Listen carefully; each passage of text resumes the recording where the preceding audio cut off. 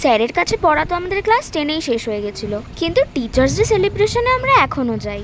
আমাদের যেতে অনেকটাই রাত হয়ে গেছিল, আর গিয়ে দেখলাম কেক কাটিং অলরেডি হয়ে গেছে। আসলে এখানে ছোট থেকে বড় সব স্টুডেন্টদেরই লজে এনে টিচার্স ডে সেলিব্রেট হয়। এরপর আমরা সবাই মিলে একটু বাংলা গানে নাচলাম।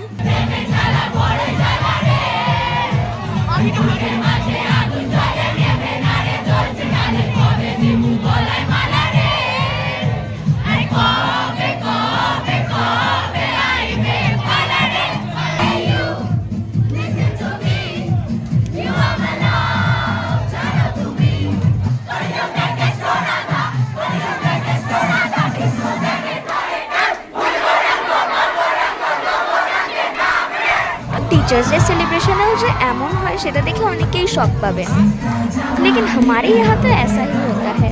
কিন্তু এবার একটু আমরা খাওয়ার দিকে চলে যাই। ডিমের টেবিল থেকে শুরু করে রাইস, আলুর দম, চিকেন, স্যালাড এবং আইসক্রিমও দেওয়া হয়েছিল আমাদের।